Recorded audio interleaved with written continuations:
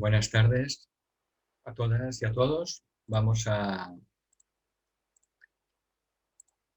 hacer la clase de hoy, que consiste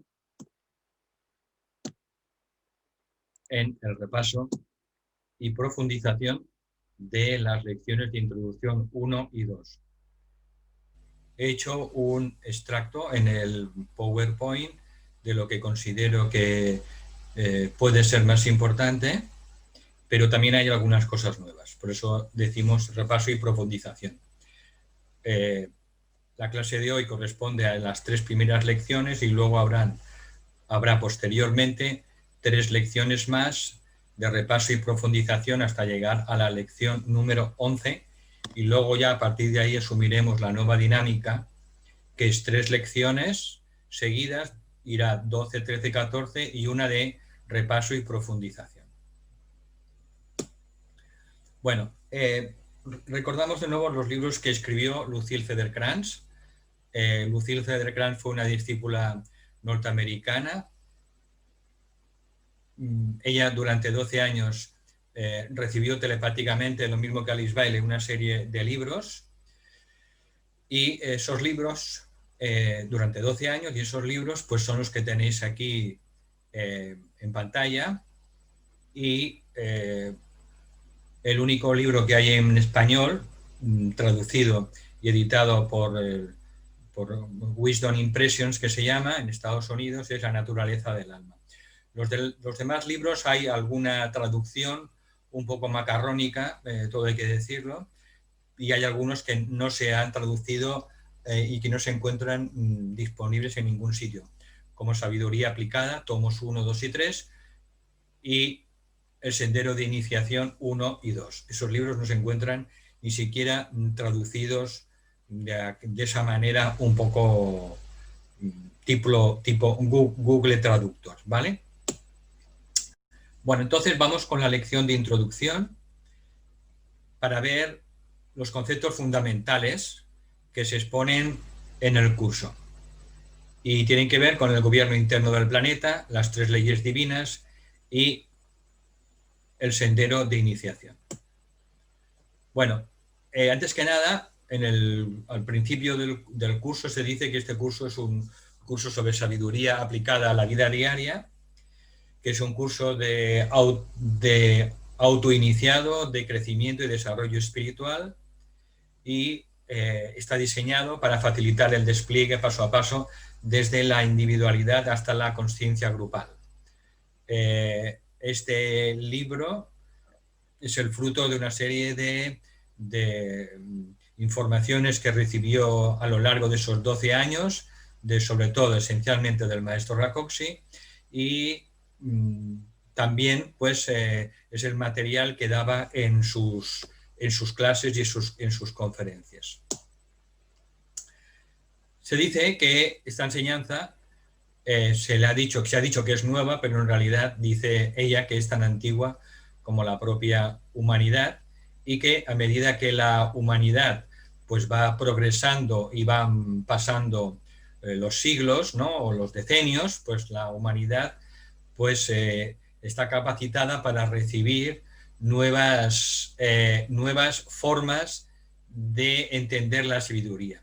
La sabiduría es eterna, no cambia, pero la forma sí que cambia. Por tanto, dice ella, la enseñanza no es nueva, solo su forma es nueva. Entonces, la humanidad dice que está dando otro paso evolutivo hacia el nuevo reino, el reino de las almas espirituales, y que mientras que los seres humanos somos autoconscientes, la nueva entidad que se está formando y que irá apareciendo de manera gradual, pues es una persona, un hombre o una mujer conscientes del alma, de manera que será un alma conscientemente encarnada. Es decir, que el ser humano, llegado a su punto, sabrá que siempre ha sido el alma, que es el alma, y que tiene una personalidad, y que esa personalidad pues tendrá conciencia de quién es como alma inmortal. tendrá conciencia de su yo superior y sabrá que pues, ha sido creada la personalidad para llevar adelante el propósito y la misión del alma, para esa encarnación. Los conceptos fundamentales a considerar, dice en los preliminares, que las personas que buscan una autoridad, que la única autoridad es la aplicación en la vida diaria.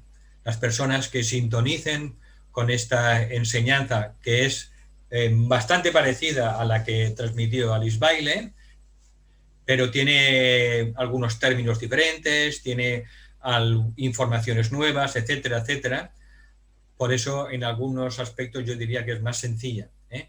Es una enseñanza que está coloreada esencialmente por el séptimo rayo y que lo que busca es pues, preparar sobre todo a los aspirantes y a los discípulos y las discípulas en probación, pues para que puedan ser un día discípulas o discípulos aceptados. Por tanto, la comprobación está en la aplicación de nuestra propia vida. Simplemente hace esta referencia pues, para que lo sepamos y que no existe ninguna autoridad. En la lección de introducción dice que todas las enseñanzas de este curso, la naturaleza del alma, se fundamentan en el gobierno interno del planeta, lo que se conoce como la Gran Fraternidad Blanca, 3 leyes divinas de evolución, reencarnación y el karma y el sendero de iniciación. En cuanto al gobierno interno del planeta, nuestro logos planetario es el ser en el que vivimos, nos movemos y tenemos nuestro ser, y que este ser en el que nosotros, del cual hemos surgido como almas del logos planetario, pues hay 3 centros mayores que son Shambhala, jerarquía y la humanidad. Shambhala corresponde al centro coronario del ser humano, pero a nivel planetario la jerarquía corresponde al centro del corazón y la humanidad corresponde al centro laríngeo o centro de la garganta. Luego habla de que esas 3 leyes divinas emanan de un centro cósmico y que las 3 de ellas más importantes, porque existen otras que en este curso no se van a enumerar, que son la ley de evolución, la ley de reencarnación y la ley del karma. Os dejo los detalles en las lecciones para que los estudiéis y luego habla de que existe un sendero, cuyo sendero se conoce con el nombre del sendero de iniciación. Este sendero de iniciación de los seres humanos se inauguró con la venida de los Kumaras al planeta hace 18 millones y medio de años, y es un proceso evolutivo de crecimiento de manera autoiniciado y consciente. Ese sendero incluye 5 grandes expansiones de conciencia que llamamos las 5 iniciaciones. Estas 5 iniciaciones están recogidas simbólicamente dentro de la vida de Jesús y están expuestas magistralmente dentro del libro de Alice Bailey, Del Belén al Calvario. Bueno, la conclusión de la introducción es que, como raza, la humanidad está atravesando la primera iniciación. Está atravesando la primera iniciación, este suceso por el cual estamos atravesando constituye un suceso tan importante o más importante que la propia individualización de los seres animales en seres humanos hace 18 millones y medio de años y que supondrá un avance en la conciencia humana que no podemos todavía ni imaginar. Entonces, como humanidad, la familia humana está atravesando pues esta experiencia y eso se irá produciendo a medida que la humanidad se vaya polarizando cada vez menos en las emociones, en el plexo solar, y se vaya acercando más al aspecto mental y al corazón, al aspecto búdico. Por tanto, una de las cosas más importantes que tiene que entender toda persona que está en el camino espiritual que el motivo más importante de que la jerarquía desde Blavatsky a finales del siglo XIX esté dando las enseñanzas espirituales para la nueva era, pues que todo esto está motivado simplemente para que se vaya de alguna manera implementando la conciencia de la hermandad. Fijaros, el primer objetivo fundacional de la Sociedad Teosófica fue formar un núcleo de fraternidad universal sin distinción de credo, raza, sexo, casta o color. De manera que el único objetivo de la jerarquía, al difundir estas enseñanzas, es justamente la implementación de la hermandad en los seres humanos, a nivel grupal, nacional, comunal y también mundial.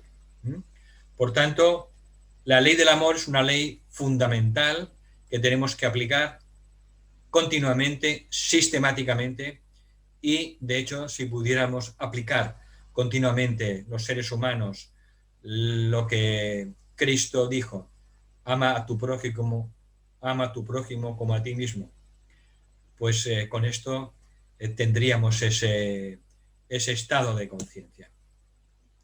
Por tanto, en esta fase, lo que dice el curso y lo que dice la jerarquía es que el amor divino es lo que nos tiene que guiar continuamente, y que este proceso de desarrollo espiritual autoiniciado pues nos llevará inevitablemente a convertirnos en hijos e hijas de Dios conscientes del alma, a convertirnos en almas conscientemente encarnadas.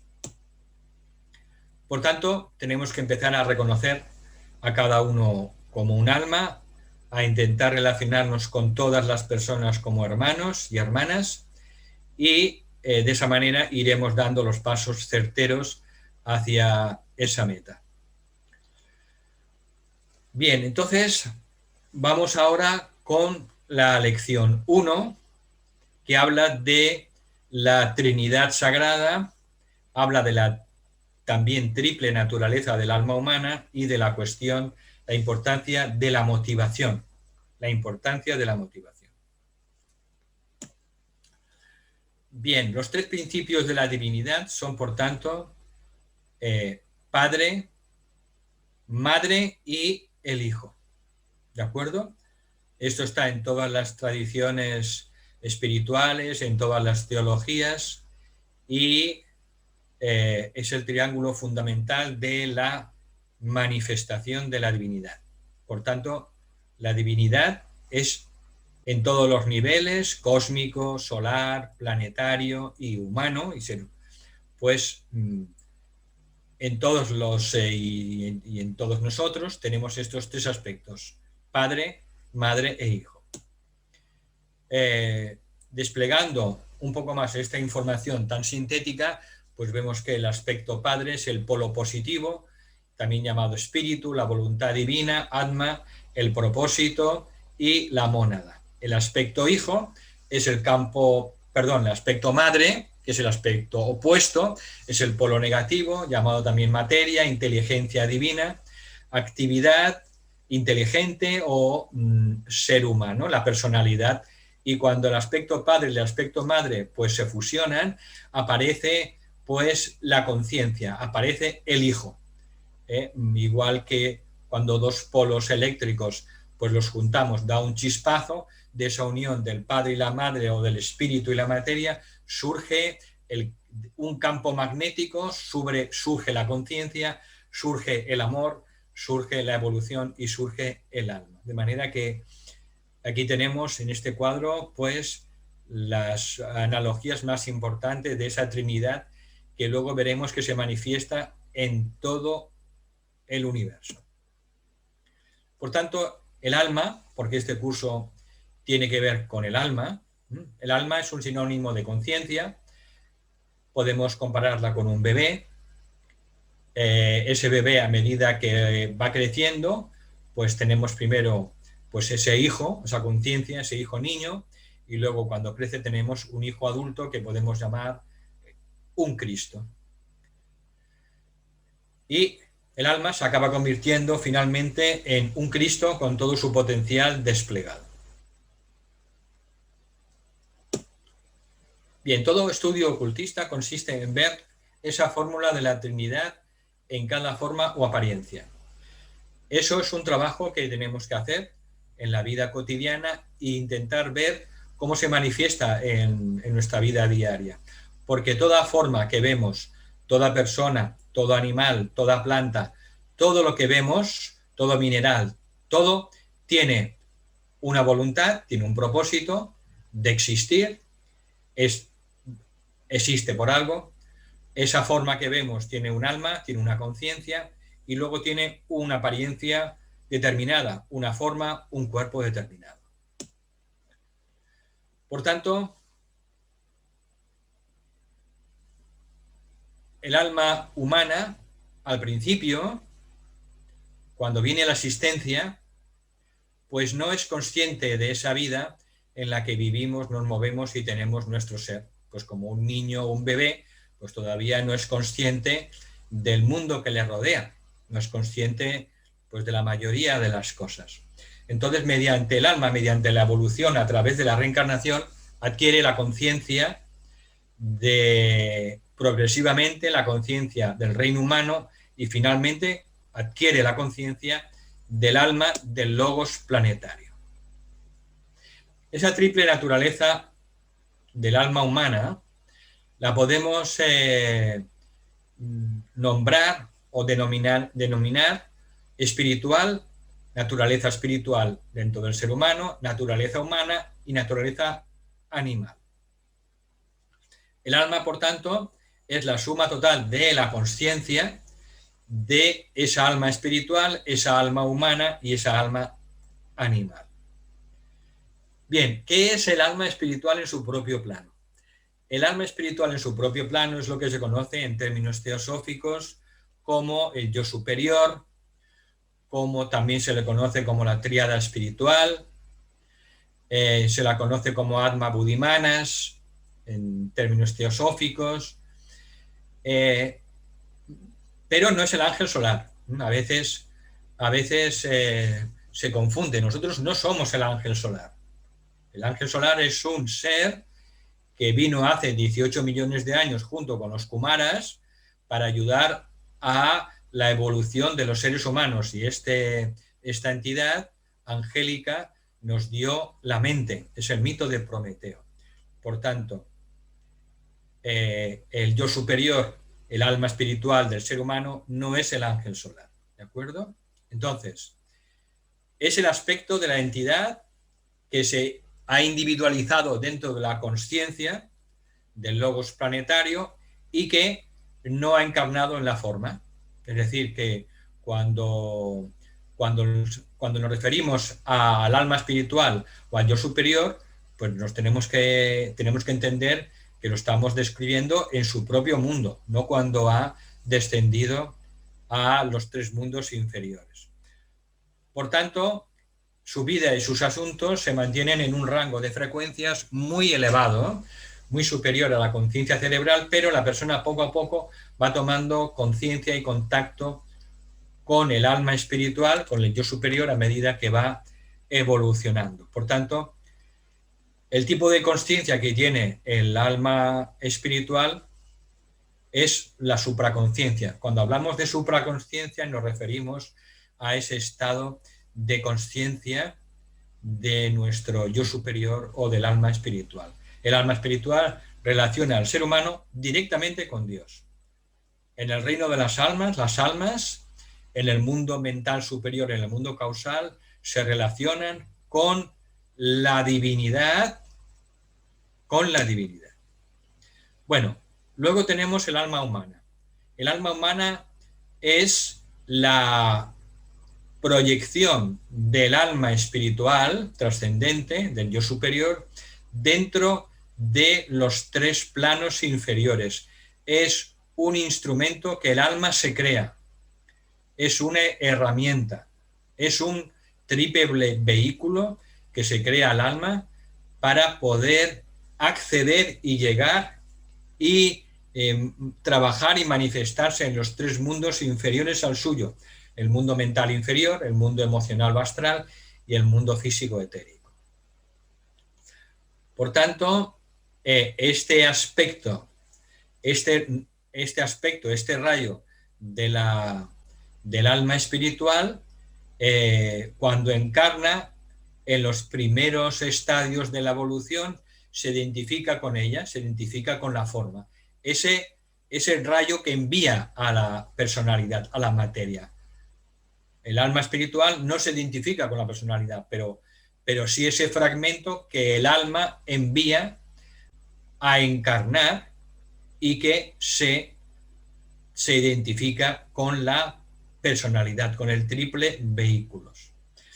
Por tanto, con el paso de las vidas empieza ese fragmento que hay dentro, esa chispa del alma que hay dentro de la personalidad, se identifica con el alma espiritual, es la parábola del hijo pródigo, y entonces vuelve al hogar del padre, vuelve al hogar del alma espiritual, y en ese momento, en esa etapa, se convierte en un alma conscientemente encarnada.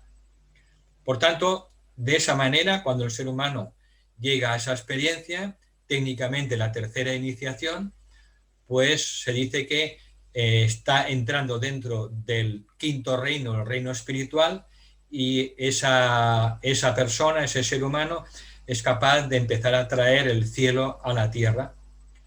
Empieza a tener la capacidad, ese poder de transformar su entorno, y poco a poco empieza a traer el reino de Dios a la tierra. Por tanto, el alma humana relaciona al hombre con la humanidad. Y luego tenemos el alma animal. El alma animal es ese aspecto también de la entidad individualizada que reside bajo el umbral de la conciencia, y es lo que llamamos kama manas, es decir, es el cuerpo mental inferior y el cuerpo emocional, cuando esos cuerpos pues no están bajo control del alma humana ni del alma espiritual, pues es cuando da los tremendos problemas que vemos en un sector de la humanidad. De manera que el alma animal relaciona al hombre con el reino animal. Kumar también lo dice de otras maneras, dice que el ser humano es un ser divino, es un ser humano humano y es un ser humano animal. Eso, otra manera de explicar lo mismo.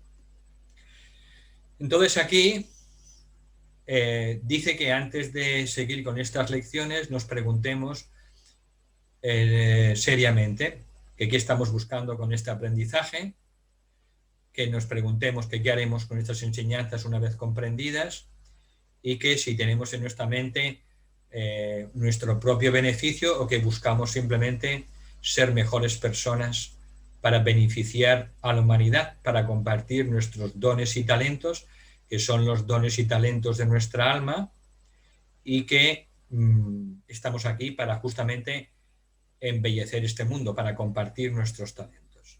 Entonces, que nos hagamos estas preguntas. ¿Por qué?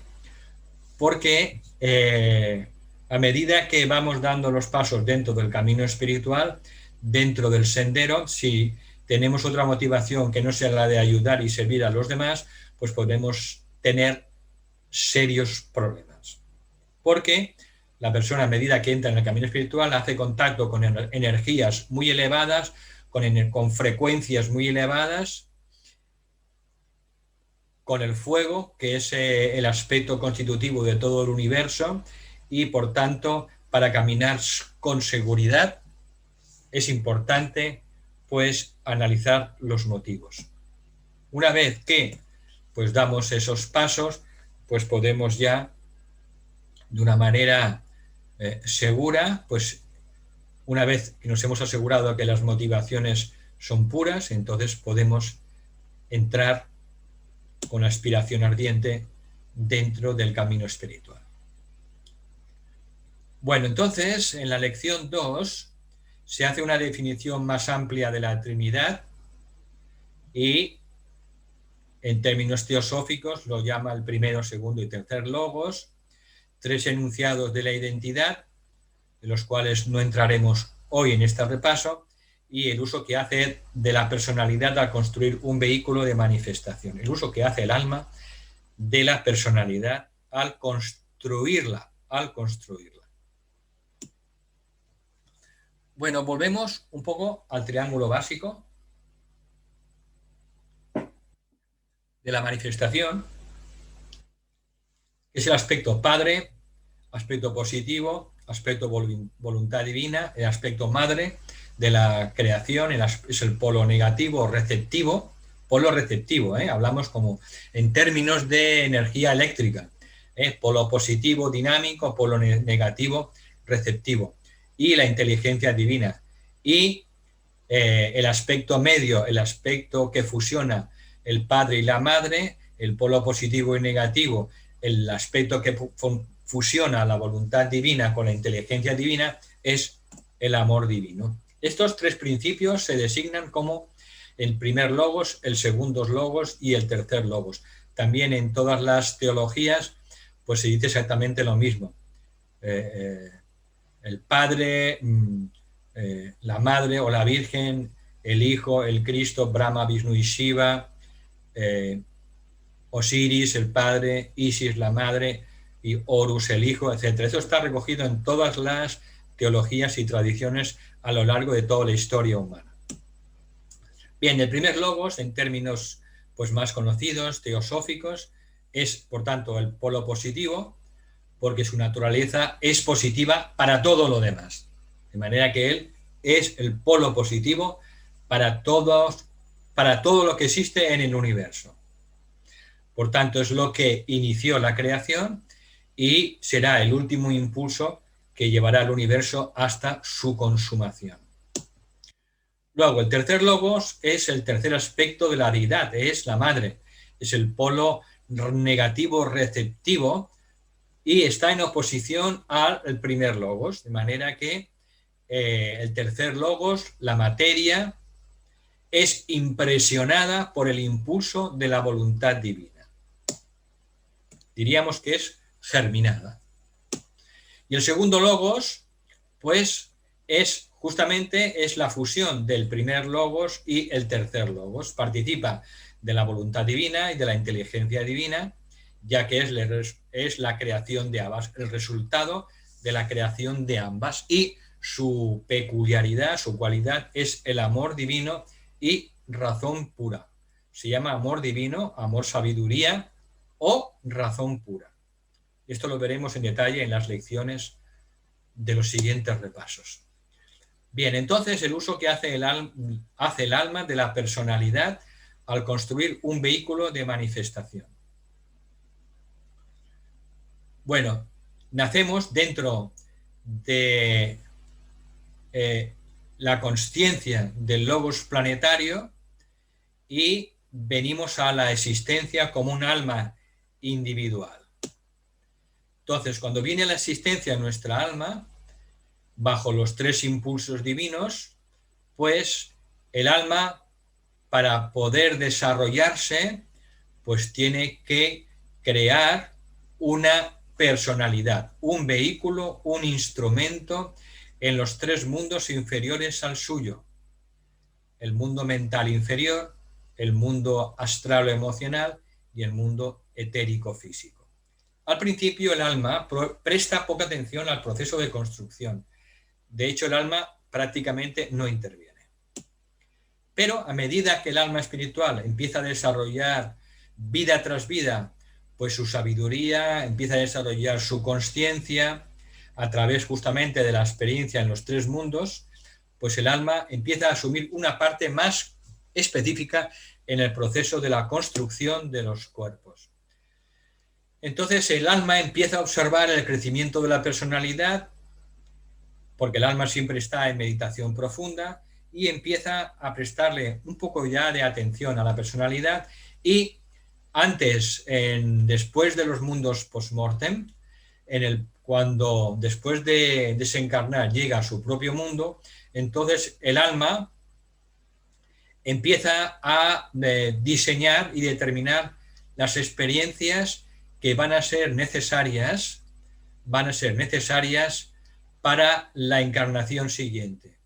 Normalmente esto lo hace junto con los 4 señores del karma y a medida que el alma va creciendo en evolución, pues el alma espiritual pues cada vez toma un papel más importante, pues como le ocurre a un niño que poco a poco se convierte en adolescente y poco a poco va asumiendo responsabilidades.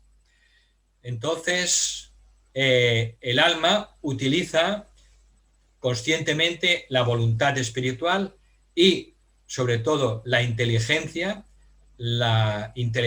divina para crear sus vehículos de encarnación. Por tanto, el alma espiritual construye su vehículo de encarnación de acuerdo a las experiencias que necesita y esos vehículos que se crea el alma, es decir, la personalidad como un todo, el cuerpo mental, el cuerpo emocional y el cuerpo físico, pues los dota de unas cualidades, de unos colores. Esas cualidades son los rayos,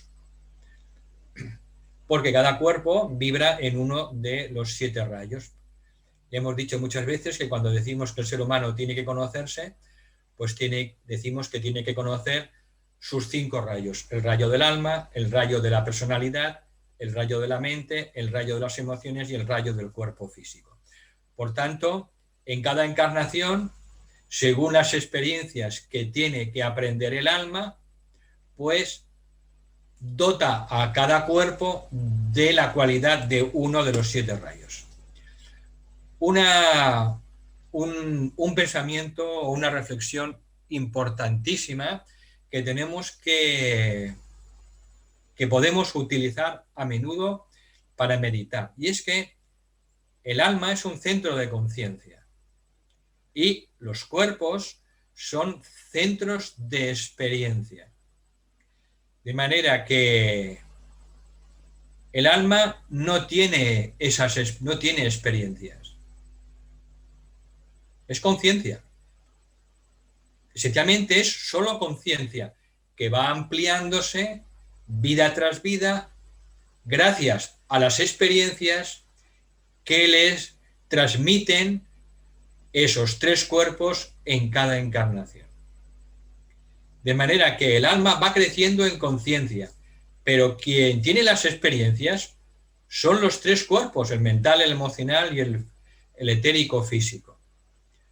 Por tanto, llega un punto en el que el discípulo o la discípula se da cuenta de que no hay que poner ya tanto interés en los 3 mundos. ¿Por qué? Porque sencillamente puede empezar a focalizarse más y más en el alma y poco a poco puede empezar a expandir su conciencia directamente. Lo que los vehículos hacen lentamente a través de las experiencias en cada vida, pues el discípulo lo puede empezar a hacer conscientemente a través del trabajo con su propia alma. Por tanto, esta frase no es de Lucille, es del tibetano, está extraído de psicología esotérica, pero tiene relación con la lección que estamos dando y por eso he querido ponerla, porque es sumamente importante.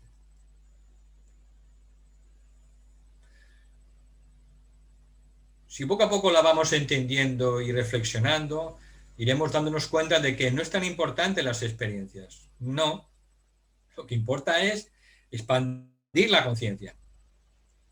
Entonces, poco a poco irán dejándonos de interesar pues tantas experiencias que tenemos aquí en los 3 mundos.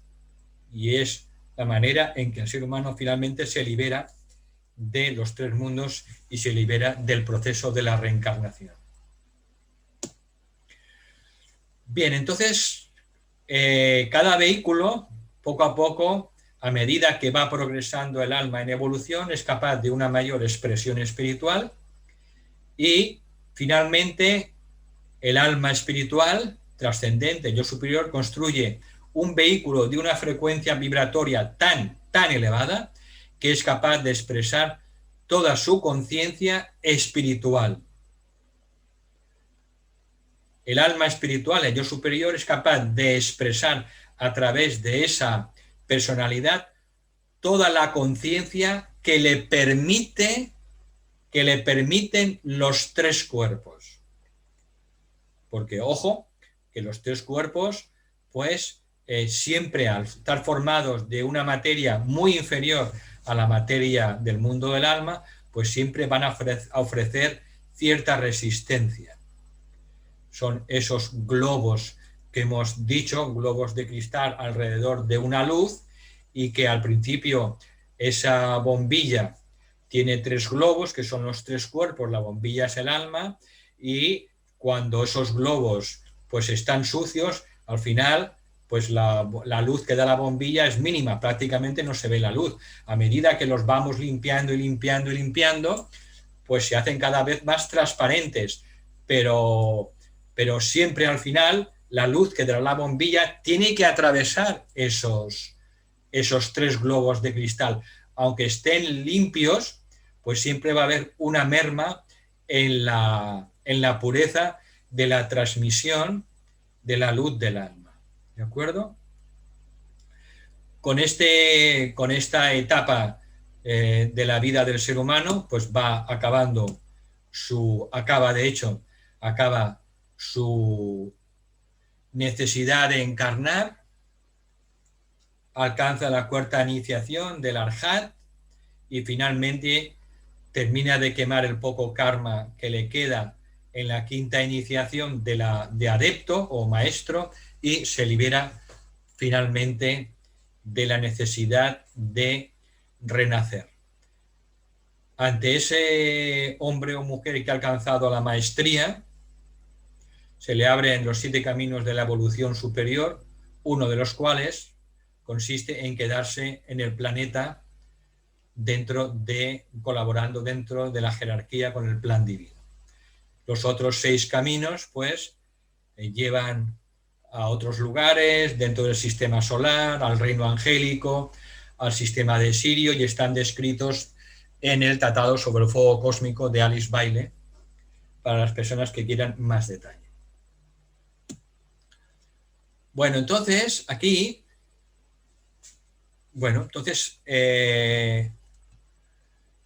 vamos a ver. Pensaba, porque como las he recibido con antelación, pensaba pues explicar una pregunta que me han hecho, y si quieres, Rosa, bueno, di que te las vayan enviando, quien tengan preguntas, o yo en principio pensaba contestar las 2 preguntas que me han hecho y luego abrir los micros y que puedan la gente preguntar, que tú abras los micros y también quien quiera preguntar por el chat lo pueda hacer. Sí, ya tenemos 2 preguntas por el chat ya.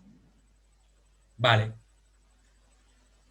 entonces voy a contestar estas preguntas que ya me han mandado hace unos días y que es posible pues que también sean dudas o preguntas que tienen algunas personas.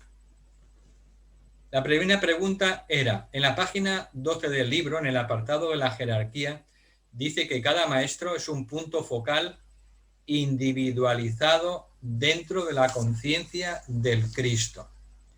¿Puedes profundizar este aspecto? Y luego dice, ¿y qué relación la hace el mismo grupito de personas? ¿Y qué relación tendría este aspecto con el ashram del maestro? Nos referimos al esquema de la constitución de un ashram que pasaste al grupo.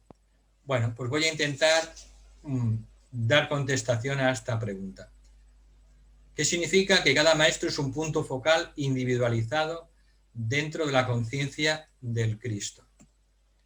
Bueno, la jerarquía, como sabéis, se compone de 7 ashrams principales y cada ashram se compone de 49 ashrams secundarios. De manera que existen 7 ashrams, al frente de cada ashram hay un chohan, que es un maestro de 6ª iniciación, y luego cada ashram de cada rayo está compuesto por 7 asramas secundarios, y cada uno de esos asramas está al frente un maestro de la jerarquía. Y hemos dicho en alguna ocasión que el número de maestros de la jerarquía son 63. Podéis leer Iniciación Humana y Solar, y es un número limitado. Los maestros que ocupan la jerarquía, maestros con mayúsculas, ¿de acuerdo? Otro tema son los grandes iniciados, que pueden ser de 4ª iniciación o de 3ª, que también forman parte de la Gran Fraternidad Blanca, pero al frente de cada uno de estos 49 ashrams secundarios está un maestro de 5ª iniciación. Entonces, cada maestro, a su vez, cada maestro es un punto de conciencia dentro de la conciencia del Cristo de Maitreya. De manera que Maitreya tiene conciencia de lo que está pasando en los 7 ashrams y en los 49 ashrams secundarios. Él lo sabe. Sabe todo lo que pasa, sabe cómo van las energías, cómo va el desarrollo del plan divino, sabe las dificultades, sabe todo cómo funciona. Por tanto, cuando se dice que cada maestro es un punto focal individualizado, significa que en ese maestro la conciencia de Cristo, de Maitreya, está presente. Lo sabe. Lo sabe. Es como si Maitreya estuviera también dentro de ese maestro, un rayo de Maitreya. Por tanto, el maestro que tiene la conciencia o la suma de conciencia de toda la gran fraternidad blanca y de los 7 ashrams y de los 49 ashrams secundarios es Maitreya. Por supuesto que hay seres más elevados que Maitreya.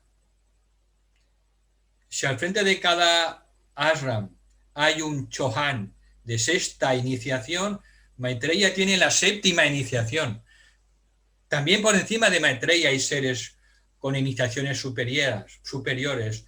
Los Prayeka Budas o el Buda mismo tiene la 8ª iniciación. Es una escalera ascendente como la escalera de Jacob. Y por encima de los Budas y de Gautama Buda también está Sanat Kumara, que tiene la 9ª iniciación. De manera que es un proceso de ascenso de la conciencia que no tiene límites. Por tanto, cada maestro es un punto focal de la conciencia del Cristo. Y Sanat Kumara, evidentemente, también tiene la conciencia dentro de toda la jerarquía, y toda la jerarquía con todos los ashrams principales y secundarios, pues eso forma parte de la conciencia de Sanat Kumara, sabe lo que está pasando. Y más allá de lo que está pasando en la jerarquía. Dentro de los mundos débicos, de los grandes arcángeles del planeta o incluso del sistema solar, de manera que esto tiene que ver con el grado de conciencia del Cristo de Maitreya, que él es consciente de lo que está pasando dentro de toda la gran fraternidad blanca. Entonces, cuando preguntan las amigas qué relación tendría este aspecto con el ashram del maestro, cuando se refieren al esquema de la Constitución, nosotros hace un tiempo dimos este diagrama, que está recogido de la sabiduría arcana, también de los grupos que estudian a Vicente Bertrand Anglada, y una rama está constituido por 7 niveles. Entonces, el último nivel o periférico son los aspirantes. Bueno, la humanidad en general está en la periferia, los aspirantes espirituales en el círculo, como podéis ver, en el círculo más interno. Luego están los discípulos en probación, los discípulos aceptados, luego los discípulos en el corazón del maestro, luego están los iniciados elevados y por último está el maestro. Por tanto, la relación que tiene lo que hemos dicho anteriormente de que los maestros son puntos focales individualizados de Maitreya, pues también Maitreya, por tanto, si esta es la conciencia focalizada del maestro y también de Maitreya, pues Maitreya es consciente de todo esto, ni más ni menos, es consciente de todo esto, ¿de acuerdo? Entonces, hay aquí otro diagrama que he encontrado que representa exactamente lo mismo, pero lo explica de una manera, pues, algo diferente, ¿vale? De una manera más visual. Entonces, dentro del último círculo externo estarían, pues, las personas que están relacionadas con los aspirantes, el sexto círculo, los aspirantes espirituales, los discípulos en probación, los discípulos aceptados, discípulos en el corazón del maestro, los iniciados y en el centro el maestro de compasión y sabiduría.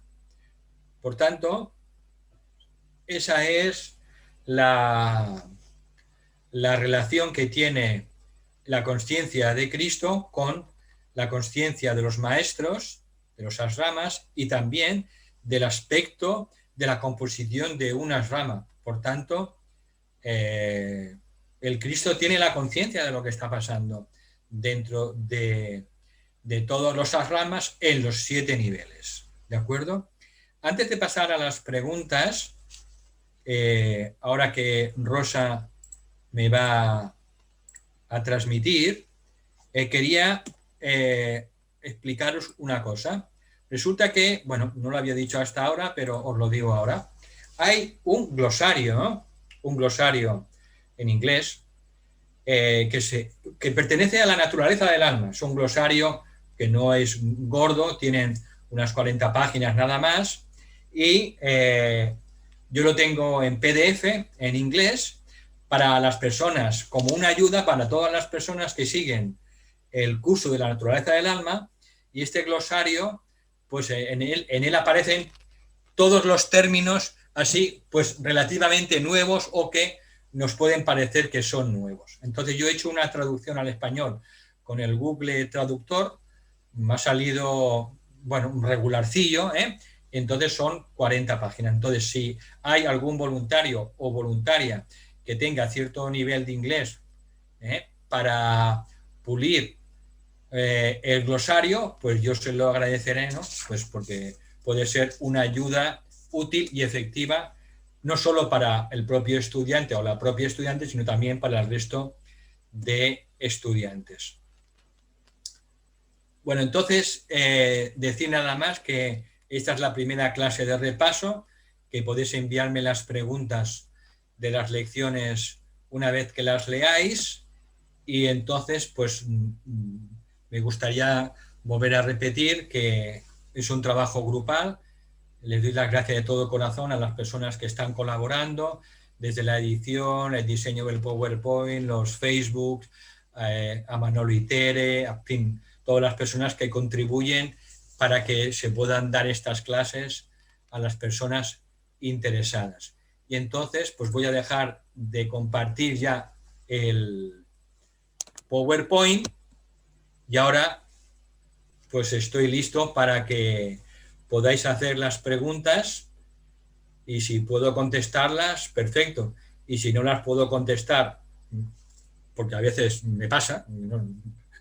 Mi conocimiento es limitado, pues yo ya me lo estudiaré y dentro de la próxima clase os contestaré. Muy bien, pues iniciamos el turno de preguntas. La primera pregunta, Valentín, en el esquema que has hecho de los maestros, el maestro de tercer rayo no lo hemos podido leer porque estaba en amarillo y estaba muy clarito. ¿Nos puedes especificar qué nombre era? Está en el PowerPoint, ¿vale? Entonces, esa diapositiva no la he hecho yo. Con lo cual, tengo alguna duda sobre la composición de los maestros. Alguna duda, ¿vale? Ahí, esos estudiantes de las enseñanzas de Alice Bailey han puesto al maestro veneciano como el maestro de tercer rayo, ¿eh? Pero no os fijéis en los nombres, no os fijéis, porque puede haber habido algún cambio. Eso no está dentro de mi conocimiento ni mi conciencia. Puede haber habido algún cambio porque, de hecho, en los últimos 20 o 30 años han habido cambios a tutiplén dentro de la jerarquía. Pero, ¿por qué? Porque la situación cada vez es más delicada. Nos está costando mucho a la humanidad aprender, mucho. El Cristo tendría que haber aparecido a finales del año del siglo XX y no ha aparecido. ¿Por qué? Porque es que tenemos la cabeza dura. Con lo cual, la jerarquía, todo se está atrasando. Por eso, dentro de la propia jerarquía hay muchos cambios. Por eso, no os fijéis en los nombres, sino en la estructura de funcionamiento de la jerarquía. Quedaros simplemente con el hecho de que hay 7 ashrams principales y que cada ashram está compuesto de 7 ashrams secundarios. Total, hay 49 ashrams secundarios. Y que al frente de cada ashram secundario de los 49 sí que hay un maestro. Y que al frente de cada ashram principal hay un chohan de sexta iniciación. Quedaros con eso. Con lo demás, cogerlo con pinzas.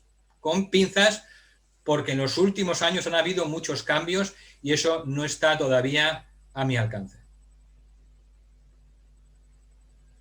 Gracias, Valentín. La segunda pregunta. ¿A qué te refieres cuando hablas de el círculo no se pasa? Sí. Bueno, de esto habla mucho Blavatsky en la Doctrina Secreta, y el círculo no se pasa es una expresión, no sé si eso estaba en la lección Introducción 1 y 2, no lo sé, no me suena haberlo visto, pero bueno, puede ser, no importa.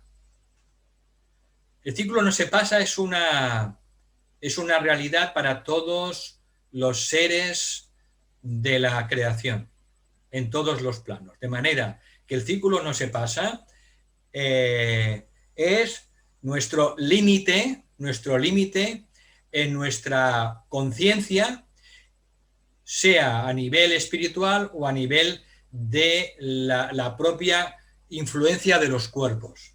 Entonces, un ser humano tiene un círculo no se pasa, que es la influencia que tiene su alma, su radio de acción, de ahí no puede pasar, y también tienen sus cuerpos, tienen un círculo no se pasa, tanto el cuerpo mental como el cuerpo emocional y el cuerpo físico y etérico. Mi aura etérica tiene un círculo no se pasa, pues que puede ser pues de 20, 30 centímetros, medio metro, etcétera, según mi energía vital. De manera que siempre es el límite, nuestro límite para cada ser, para cada entidad viviente, para cada conciencia. Entonces, a medida que ganamos en evolución y en consciencia, evidentemente ese círculo no se pasa, se va ampliando. Esa es una propiedad de la consciencia. Entonces, Sanat Kumara tiene un círculo no se pasa de todo el planeta, porque sabe lo que ocurre en cualquier punto del planeta, en todos los 7 planos de este sistema solar, sabe cuando cae una hoja, pero Gautama Buda o los Pratyeka Budas, pues que vinieron con Sanat Kumara, pues tienen una conciencia enorme, pero no es tan grande. Y lo mismo con Maitreya. Es decir, que siempre el círculo no se pasa, es el círculo máximo de nuestra actividad, de nuestra energía, de nuestra conciencia.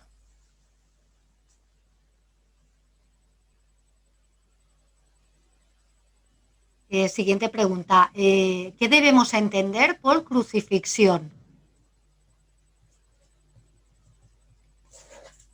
Bueno, la crucifixión, hablando de las iniciaciones,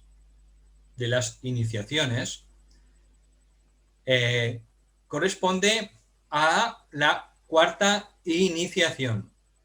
Significa que el ser humano, después de que pasa la tercera iniciación, en el que se convierte en un alma conscientemente encarnada y adquiere la continuidad de conciencia, adquiere el cuerpo de luz dorada del que habla Kumar, porque el cuerpo de luz diamantina viene después, en la tercera es el cuerpo de luz dorada, con la continuidad de conciencia, y el alma se convierte en un alma conscientemente encarnada, pues viene la siguiente etapa de conciencia, la siguiente expansión de conciencia, y es la crucifixión, en el que el ser humano,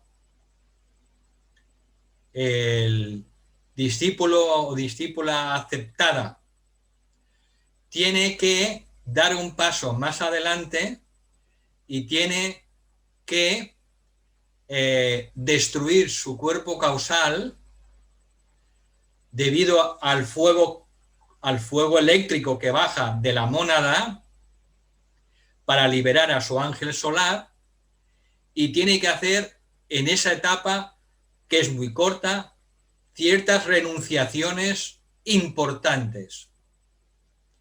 Tiene que crucificarse a la mayoría de las cosas por las que los seres humanos anhelamos en la vida física.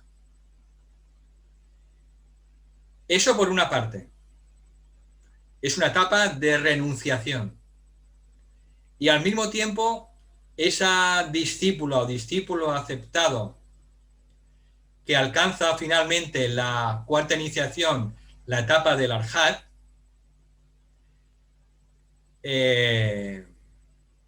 bueno, ahora se me ha ido un poco el santo al cielo. Ya cuando uno sube alto, luego...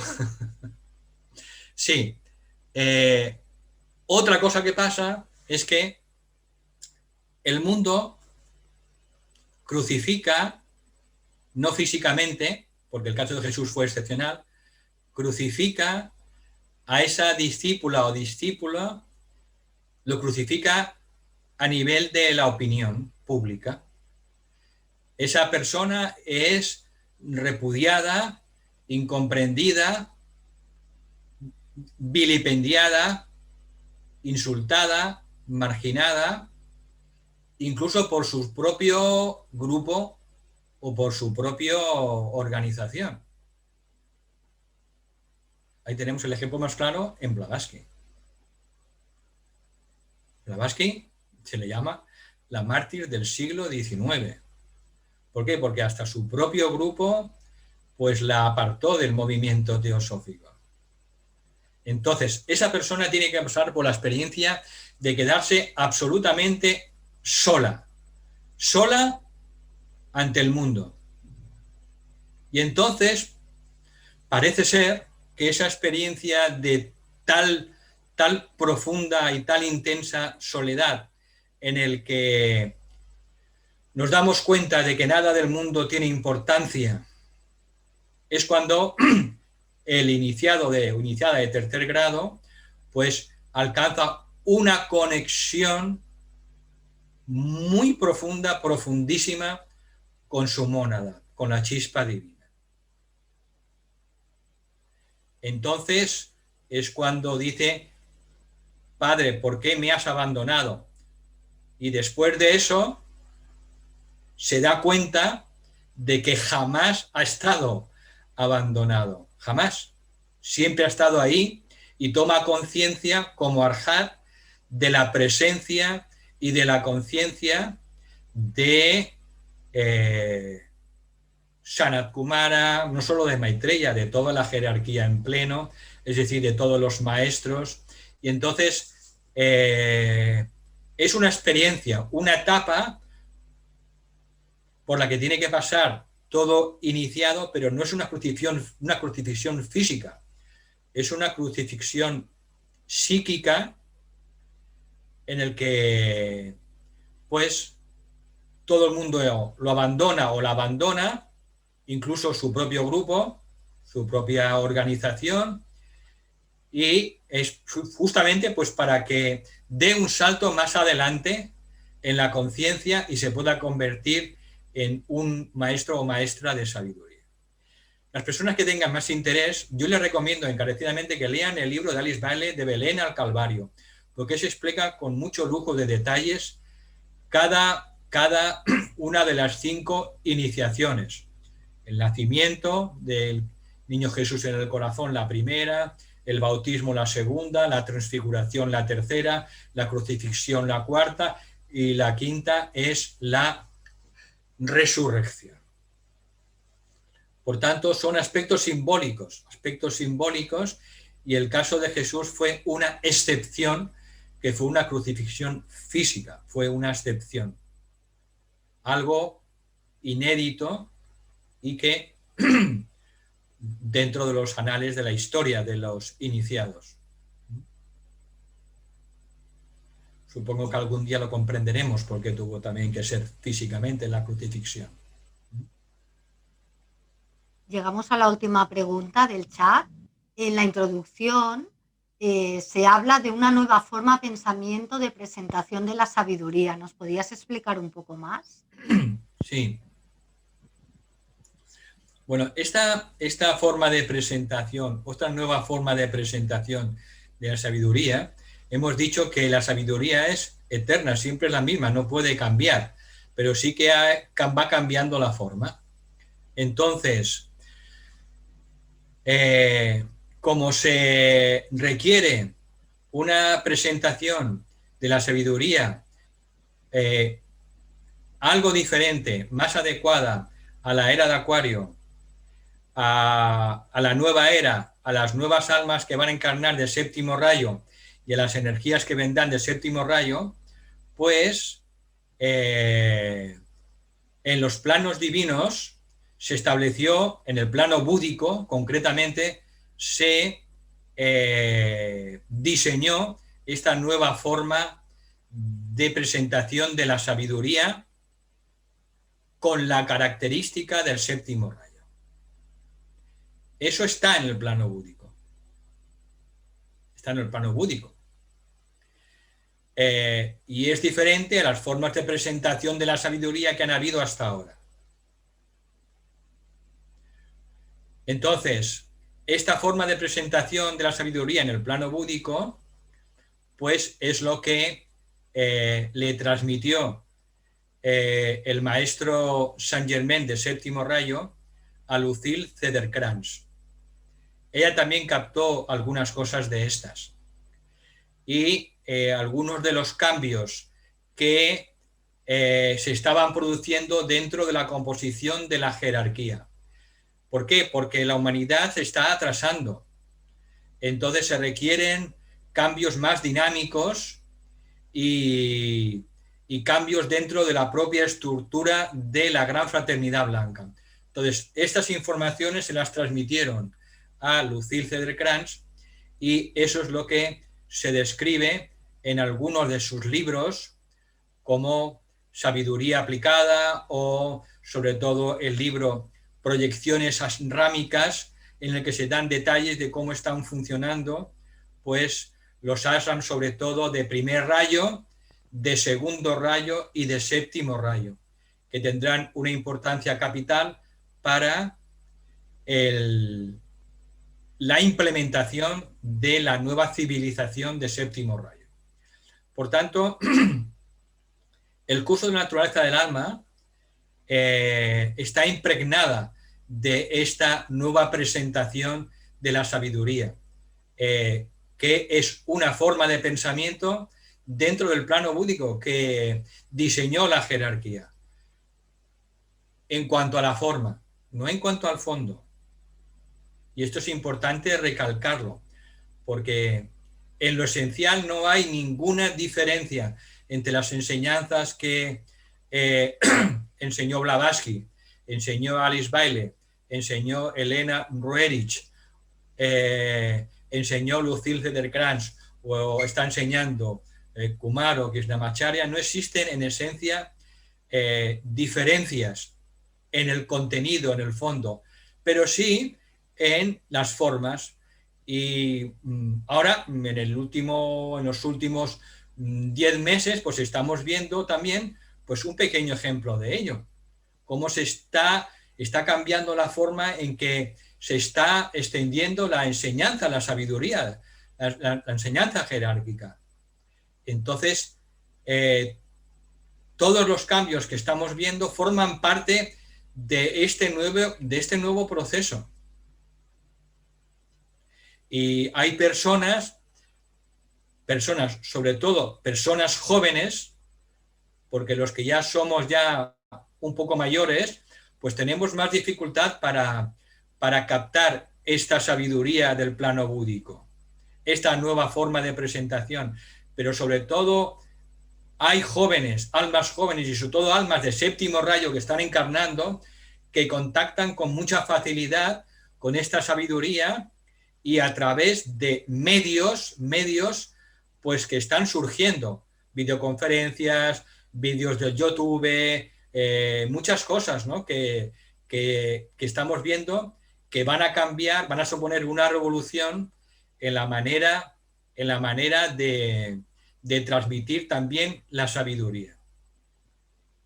Estamos en el comienzo de este proceso. Estamos al final de un proceso de descomposición de lo que ya nos sirve, gobernado por el sexto rayo, y estamos empezando a ver los primeros vislumbres débiles de lo que va a ser la nueva civilización del séptimo rayo. Y estamos nosotros en ese proceso.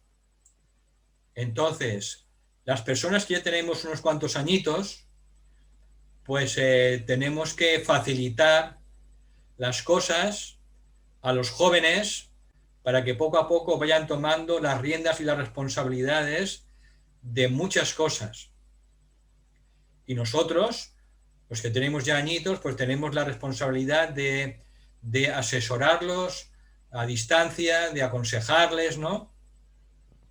Pero ellos van a ser, de hecho, y los niños ahora que están naciendo, los que van a implementar pues la nueva era, la nueva civilización.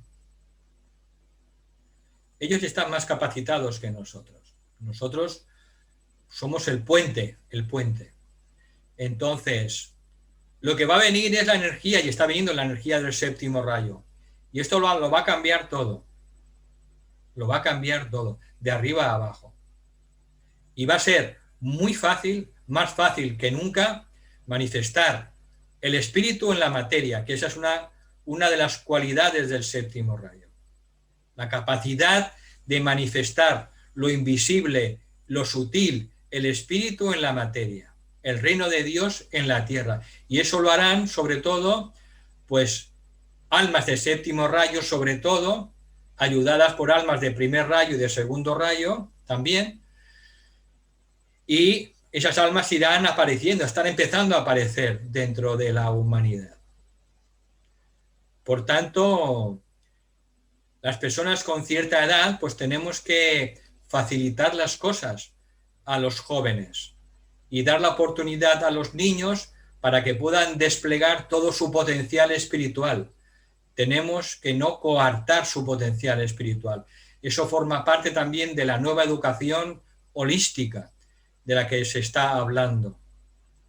Entonces, vivimos un momento no solo crucial, un momento especial, un momento de oportunidad, un momento maravilloso, de cambio y tenemos que también ser flexibles.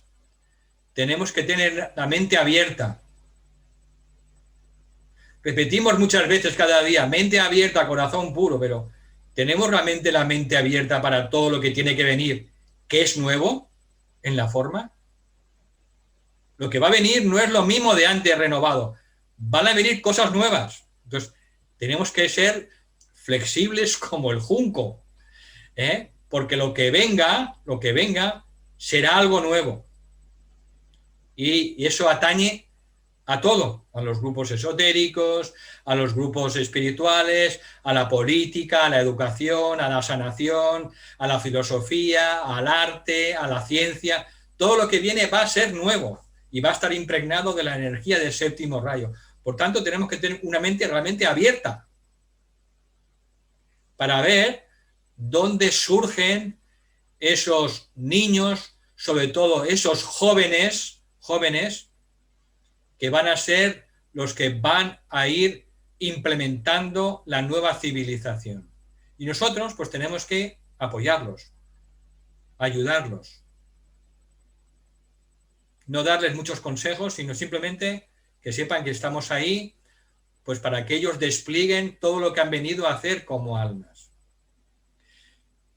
Quien quiera más información, le recomiendo sobre todo la recopilación de Alice Bailey del séptimo rayo y la comparación que hace con el sexto rayo. Es un libro muy importante, esta recopilación sobre el séptimo rayo, porque muchas de las cosas que estamos viendo en este curso están ahí descritas dentro del séptimo rayo, la recopilación que han hecho muchos estudiantes de la escuela arcana. Entonces, lo que viene es nuevo. La forma es nueva. Y en eso tenemos que pensar y ser flexibles y ser personas de mente abierta, buscadores de la verdad simplemente.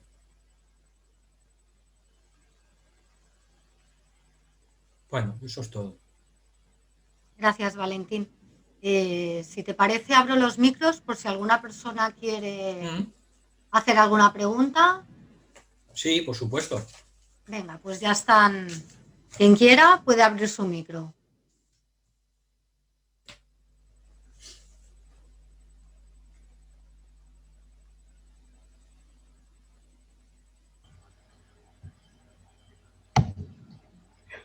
Hola. Hola, Valentín. Hola. Compañía. Quería preguntarte ¿cómo puedo saber el rayo del alma? ¿Qué rayo tiene? ¿Cómo puedo saberlo?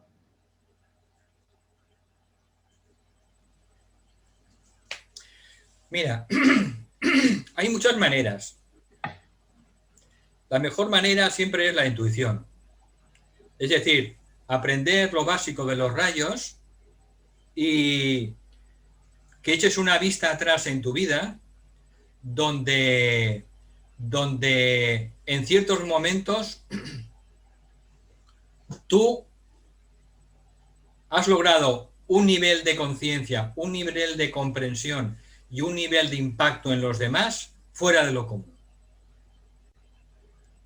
En esos momentos en los que tú has sido la mejor versión de ti misma y te han dicho, oye, Dolores, es que no eras tú, es que mientras curabas no eras tú, es que mientras enseñabas no eras tú, mientras hacías esta danza o esta pieza de música que ejecutabas no eras tú, es que eras otra persona.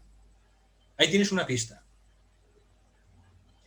Analiza en qué momentos de tu vida y relaciónalo con los 7 rayos. En esos momentos tu alma ha brillado, ha dado lo mejor de ti. En esos momentos y la personalidad no ha sido un obstáculo. Luego, otra manera, para las personas que estudian astrología, pues a través de la carta astrológica, pues pueden también poco a poco ir averiguando, no con exactitud matemática, pero sí acercarse al conocimiento del rayo de su alma, ¿de acuerdo? El alma trabaja a través del ascendente, del rayo del signo ascendente, y trabaja a través del regente esotérico con ese, el regente espiritual o esotérico del signo del ascendente. De manera que si tú miras el rayo del signo del ascendente y miras el regente esotérico del signo ascendente, hay tabulaciones en el tibetano y en muchos sitios, mira el rayo del planeta esotérico que rige tu signo ascendente y tendrás unas pistas bastante fiables para acercarte a conocer el rayo de tu alma. Normalmente te da 2 rayos o 1 o 3, pero si tienes en vez de 7 rayos, pues tienes para elegir 2, pues a partir de ahí, pues puedes tú, con un poco de reflexión y viendo dónde has brillado en tu vida de una manera fuera de lo común, pues enseguida podrás averiguarlo. Muy bien, muchas gracias. Cada uno y cada una tiene que alcanzar el conocimiento de esos rayos. Si alguien te los dice, es que no los sabe. Porque quien sabe no te los va a decir. Uno tiene que ganarse ese conocimiento por propio esfuerzo, sin chuletas de ningún tipo. Y eso pues se adquiere poco a poco, pues con el esfuerzo, con el estudio y ese autoestudio que te he indicado.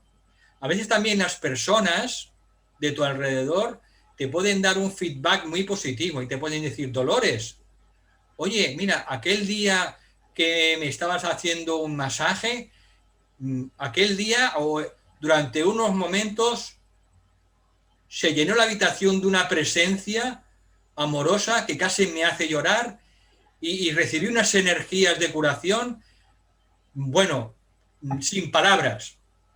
Pues ya sabes que seguramente eres un alma de segundo rayo. Las almas de segundo rayo o son de sanación o son de enseñanza. Pues tú así puedes ir viendo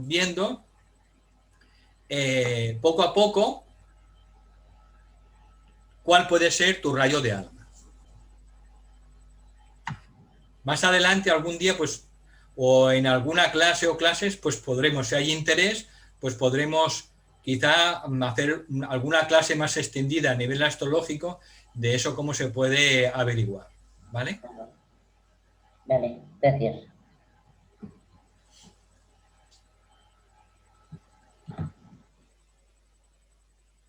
Hola, Valentín. ¿Sí? Quería preguntar un poco más cuando has hablado de la etapa de la crucifixión. Sí. Yo hacía como una relación, pensaba si esta etapa, que es una etapa de grandes iniciados, si en momentos de vidas más ordinarias podemos decir que también hay un poco esta energía de la crucifixión. Y pensaba en 3 personajes, 2 personajes históricos. Pensaba en San Francesc d'Assís, que estuvo en prisión, y bueno, yo hacía un poco la relación cuando has dicho que en esta etapa es una etapa que hay mucha soledad y que de esa soledad hacemos una conexión con lo divino. Y pensaba en San Francesc d'Assís, que estuvo en prisión. Pensaba en Nelson Mandela, que también estuvo muchos años en prisión. Y a la vez pensaba en un papá que yo conozco por mi trabajo y que ha estado un tiempo en prisión y que después de salir de prisión, este hombre ha hecho un cambio muy grande, ¿no? Y pensaba un poco si esta etapa de la crucifixión podemos hacer también una correspondencia, bueno, en las etapas pues, primeras, ¿no? de trabajo personal de cada uno. Sí, vamos a ver, podemos tener pequeñas crucifixiones o noches oscuras del alma que se llaman, pero estas pequeñas crucifixiones nos ayudan sobre todo a desapegarnos de las cosas del mundo. La finalidad principal de la crucifixión, en el nivel que sea, siempre es el que aprendamos a renunciar a los tres mundos, a todo, que podamos renunciar a los tres mundos. Mientras seguimos apegados a las cosas de los tres mundos, a las relaciones de los tres mundos, pues el ser humano no se puede liberar de la reencarnación. Entonces, sí, por analogía podemos decir que dentro del camino espiritual podemos pasar por pequeñas crucifixiones hasta que un día, cuando todas y todas nosotros alcancemos la cuarta iniciación, pasemos la gran experiencia de la crucifixión con mayúsculas. Pero sí, vamos a ver, como es arriba es abajo. Está claro que en el sendero tenemos pues pequeñas crucifixiones, evidentemente. Siempre que a lo mejor nos critican, por ejemplo, nos critican sin ningún motivo, esa experiencia, está claro, es una pequeña crucifixión, pues para que nos desapeguemos de las opiniones del mundo, de las personas, y vayamos más hacia adentro de nuestro interior. Esa pequeña crucifixión está claro que es kármica, pero al mismo tiempo nos trae una lección. Entonces, el objetivo siempre del sendero es liberarnos de todas las limitaciones físicas, hay los apegos físicos, de todas las limitaciones y apegos emocionales y de todas las limitaciones y apegos mentales. Eso forma parte, digamos, del sendero. Si no, el alma no puede controlar los vehículos. Entonces, podemos encontrar esas pequeñas analogías, incluso se me ocurre, podemos encontrar las analogías de las 5 grandes iniciaciones, pues juntamente pues en nuestra propia vida, en el sendero espiritual.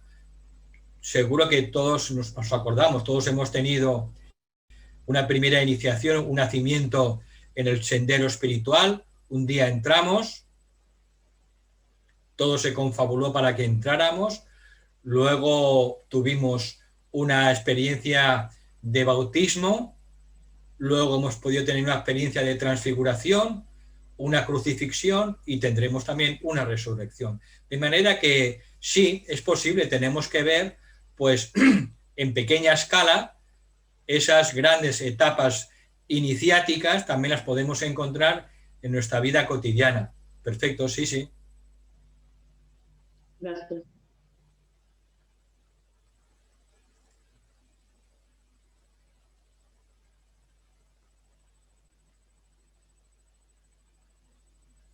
Tenemos un minuto.